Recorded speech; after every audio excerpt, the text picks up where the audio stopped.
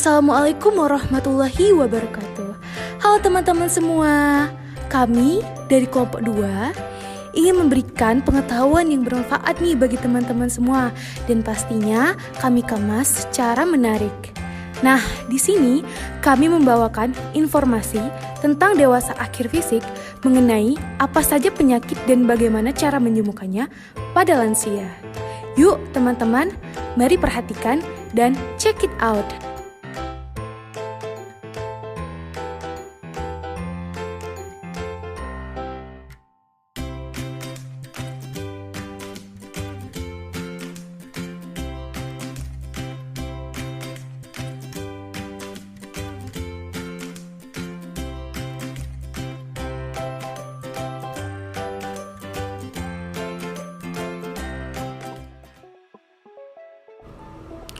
Osteoporosis adalah kehilangan jaringan tulang dalam jumlah besar.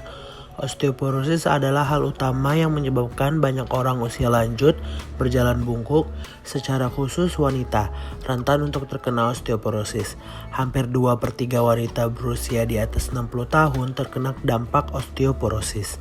Osteoporosis lebih banyak dijumpai pada wanita putih non-Latin, kurus dan berperawakan kecil. Osteoporosis terkait dengan defisiensi kalsium, vitamin D, estrogen, dan kurang olahraga. Untuk mencegah osteoporosis, wanita muda dan usia pertengahan sebaiknya mengonsumsi makanan yang banyak mengandung kalsium seperti susu, brokoli, lobak Cina, dan sayuran hijau. Lebih banyak berolahraga dan tidak merokok. Katarak merupakan penebalan lensa mata yang menyebabkan penglihatan menjadi berkabut, buram, dan mengalami distorsi.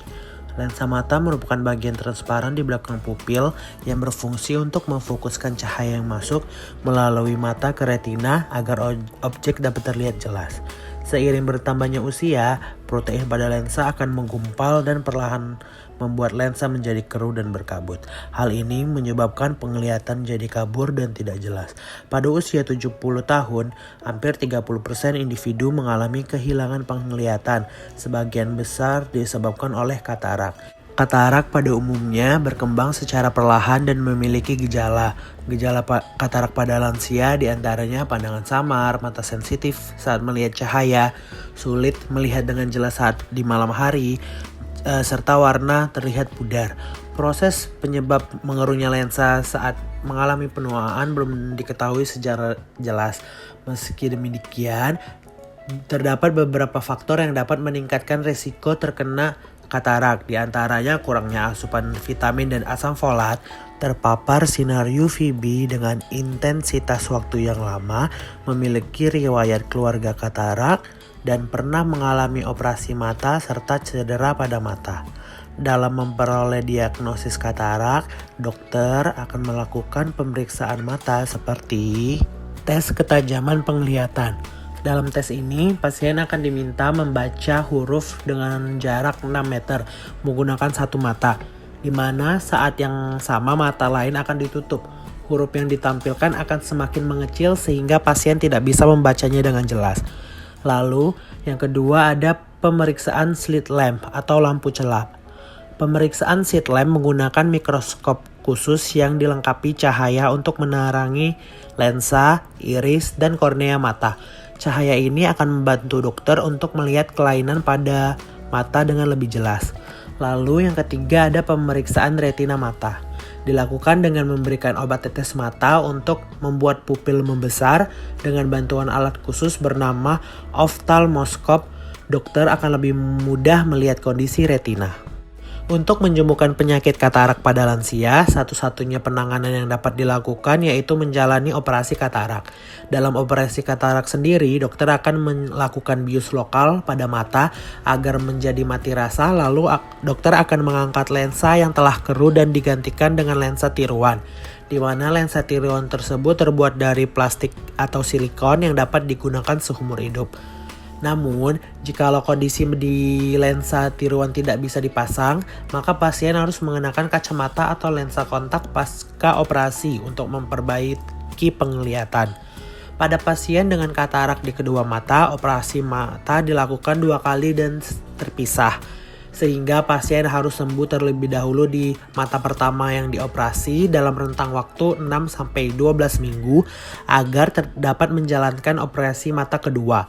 Walaupun telah dilakukan operasi katarak secara sempurna, tetapi tetap saja terdapat resiko yang mungkin terjadi seperti pendarahan atau infeksi pasca operasi. Osteoartritis. Osteoartritis adalah peradangan kronis pada sendi akibat kerusakan pada tulang rawan. Nah, osteoartritis ini juga merupakan peradangan sendi yang paling sering terjadi. Kondisi ini menyebabkan sendi-sendi terasa sakit, kaku, dan bengkak. Penyebab dan faktor resiko osteoartritis. Osteoartritis itu disebabkan oleh kerusakan pada tulang dan rawan sendi. Kerusakan ini berkembang seiring dan berjalannya waktu. Kondisi ini dimulai saat tulang rawan yang merupakan bantalan pelindung tulang mengalami kerusakan. Kerusakan ini kemudian menyebabkan terjadinya gesekan langsung antar tulang. Gesekan ini lama-kelamaan akan merusak dan menyebabkan peradangan pada sendi. Pertambahan usia adalah salah satu faktor utama terjadinya kondisi ini. Selain itu, ada beberapa faktor yang dapat meningkatkan resiko terjadinya osteoartritis. Antara lain, yang pertama, berjenis kelamin wanita, terutama yang sudah menopause. Yang kedua, mengalami obesitas. Yang ketiga, mengalami cedera pada sendi atau pernah menjalani operasi pada tulang dan sendi. Yang keempat, melakukan pekerjaan atau aktivitas fisik yang menyebabkan sendi tertekan secara terus-menerus. Contohnya, terlalu sering mengenakan sepatu hak tinggi. Yang kelima, memiliki riwayat osteoartritis di keluarga. Yang keenam, menderita penyakit tertentu seperti rheumatoid arthritis dan hemochromatosis. Yang ketujuh, mengalami kelainan bawaan atau cacat pada tulang rawan atau sendi. Pengobatan osteoartritis. Osteoartritis itu bisa ditangani dengan fisioterapi dan operasi. Jika melalui fisioterapi, penderita itu dapat menjalaninya untuk memperkuat otot-otot di sekitar persendian. Cara ini juga bisa meningkatkan fleksibilitas sendi dan otot, serta mengurangi rasa sakit. Yang kedua itu ada dengan cara operasi. Meski jarang dilakukan, operasi bisa dilakukan untuk memperbaiki atau mengganti sendi yang rusak agar penderita bisa lebih mudah bergerak. Terakhir, pencegahan osteoartritis. Osteoartritis itu tidak dapat dicegah, namun kita bisa menurunkan resiko penyakit ini dengan beberapa langkah sebagai berikut. Yang pertama, menjaga berat badan ideal. Yang kedua, selalu aktif, rajin bergerak, dan berolahraga. Yang ketiga, menjaga postur tubuh saat duduk atau berdiri. Glaukoma adalah salah satu penyakit mata yang menyerang penglihatan orang yang lanjut usia. Sama seperti katarak, glaukoma juga dapat menyebabkan kebutaan. Namun, jika katarak masih bisa disembuhkan melalui operasi, glaukoma tidak. Ini dikarenakan glaukoma merupakan penyakit mata yang berjalan secara progresif. Hal ini menyebabkan gejala penyakit glaukoma tidak dirasakan oleh penderitanya dan penyakit ini bersifat permanen atau tidak dapat diperbaiki meskipun dengan jalan operasi. Selain itu, kebutaan akibat glaukoma bersifat menetap. Glaukoma dapat terjadi karena adanya peningkatan tekanan intraokular dalam mata, baik akibat produksi cairan mata yang berlebihan maupun akibat terhalangnya saluran pembuangan cairan tersebut. Tekanan ini dapat merusak serabut saraf retina, yaitu jaringan saraf yang melapisi bagian belakang mata, dan saraf optik yang menghubungkan mata ke otak. Hingga kini, belum jelas kenapa produksi cairan mata bisa berlebihan atau kenapa saluran pembuangannya bisa tersumbat. Penderita glaukoma umumnya mengalami beberapa gejala seperti sakit kepala dan nyeri pada bagian mata, melihat bayangan lingkaran di sekeliling cahaya, mata mulai memerah dan berkabut, serta semakin sempitnya penglihatan hingga penderita tidak dapat melihat objek sama sekali. Faktor penyebab glukoma dibedakan menjadi dua bagian, yaitu faktor intrinsik dan faktor ekstrinsik. Faktor intrinsik terdiri dari usia, di mana glukoma lebih banyak menyerang orang yang berusia di atas 40 tahun. Lalu, ada gender atau jenis kelamin. Pria 3 kali lebih berisiko daripada wanita. Yang ketiga, pengidap penyakit tertentu seperti diabetes mellitus yang beresiko 2 kali lebih sering terkena glukoma dan hipertensi beresiko 6 kali lebih sering terkena glukoma. Yang terakhir, orang yang memiliki keturunan penderita glukoma memiliki kemungkinan yang lebih besar untuk terkena glukoma juga. Sedangkan faktor ekstrinsik terdiri dari trauma pada mata, seperti pernah mengalami cedera mata atau menjalani operasi mata. Yang kedua, ada penggunaan obat-obatan yang mengandung hormon steroid secara rutin dalam jangka waktu lama mempunyai resiko mengalami glukoma. Walaupun kerusakan mata akibat glukoma tidak dapat diperbaiki kembali, namun tindakan pengobatan masih perlu dilakukan untuk mengurangi tekanan intraokular dan mencegah peluasan kerusakan pada mata. Secara umum, glukoma bisa ditangani dengan obat tetes mata, obat-obatan yang diminum, terapi laser, serta operasi. Penggunaan obat tetes mata dilakukan untuk mengurangi pembentukan cairan pada mata karena adanya penekanan. Tapi, efek samping yang akan diterima pasien adalah kemerahan pada mata, iritasi mata, penglihatan kabur, dan alergi. Ada 2 jenis laser yang dapat dilakukan sebagai langkah pengobatan glukoma, yaitu trabekuloplasti yang biasa dilakukan untuk orang yang mengidap glukoma sudut terbuka dan iridotomi yang dilakukan untuk pengidap glukoma sudut tertutup. Jalur operasi dapat ditempuh hanya pada kasus yang sudah tidak dapat lagi disembuhkan dengan obat-obatan. Operasi ini biasanya berlangsung selama 45-75 menit. Ada beberapa hal yang bisa dilakukan untuk mencegah atau memperlambat perkembangan glukoma. Yang pertama, untuk menjaga kesehatan mata sejak dini, kita harus banyak mengkonsumsi makanan yang mengandung vitamin A dan melakukan pemeriksaan mata yang rutin ke dokter mata. Lalu, selalu menggunakan pelindung mata jika sedang melakukan hal yang dapat membahayakan mata, seperti saat sedang berolahraga atau bekerja dengan alat-alat listrik. Yang terakhir, menggunakan obat tetes mata yang diresepkan dokter secara teratur. Obat tetes mata glukoma itu dapat secara signifikan mengurangi resiko tekanan mata tinggi berkembang menjadi glukoma. Pertama, olahraga. Olahraga adalah salah satu cara yang baik untuk membina kesehatan pada masa dewasa akhir. Aerobik saat ini merupakan olahraga yang direkomendasikan untuk orang dewasa berusia 60 tahun ke atas atau 30 menit aktivitas dengan intensitas sedang seperti jalan cepat atau mengayuh sepeda statis sebanyak 5 kali atau lebih dalam seminggu dan latihan kekuatan sebanyak 2 kali atau lebih dalam seminggu juga sangat bagus untuk orang dewasa lanjut usia. Lalu, riset mengenai olahraga dan proses penuaan dapat disimpulkan bahwa manfaat olahraga berkaitan dengan meningkatnya usia panjang. Artinya, semakin rutin seseorang berolahraga dapat mengurangi angka kematian. Olahraga juga dapat mengurangi risiko penyakit kronis seperti osteoporosis, stroke, kanker, dan lain-lain. Kemudian, olahraga yang rutin dapat meningkatkan keberfungsian sel pada orang dewasa lanjut usia. Olahraga juga dapat meningkatkan keberfungsian sistem kekebalan tubuh pada orang dewasa lanjut usia.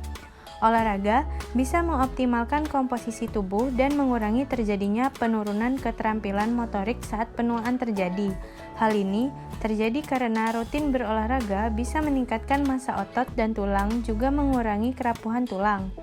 Olahraga juga dapat mengurangi kemungkinan pada orang dewasa lanjut usia untuk terkena masalah kesehatan mental, dan tentu saja olahraga rutin bisa menjadi perawatan masalah kesehatan mental yang efektif. Terakhir, olahraga dapat meningkatkan volume otak pada orang dewasa lanjut usia dan juga dapat meningkatkan keterampilan pemrosesan informasi pada dewasa lanjut usia. Pola makan. Makanan merupakan obat untuk merangsang pertumbuhan sel-sel otak, memperbaiki fungsinya, meningkatkan daya ingat dan konsentrasi. Prinsip pola makan sehat yang dapat diterapkan pada lansia yaitu 4J, yaitu jumlah, jenis, jadwal, dan jurus masak. Pada prinsip pertama, yaitu jumlah, lansia harus mengetahui jumlah makanan yang dimakan, serta makanan tersebut harus lengkap dan seimbang. Lengkap artinya meliputi semua zat gizi, yaitu karbohidrat, protein, lemak, vitamin, mineral, dan air. Seimbang artinya memenuhi zat gizi yang dibutuhkan tubuh sesuai dengan kebutuhan masing-masing, tidak terlalu sedikit ataupun tidak terlalu berlebihan. Prinsip kedua yaitu jenis. Jenis makanan yang akan dimakan menentukan dampaknya pada kesehatan tubuh lansia. Pada prinsip ketiga yaitu jadwal, lansia diwajibkan untuk memperhatikan jadwal makan dan harus dilakukan dengan jumlah waktu yang benar. Lalu, prinsip terakhir yaitu jurus masak. Jurus atau cara mengolah makanan merupakan hal yang penting dalam menentukan sehat atau tidaknya makanan. Yang ketiga, pola istirahat.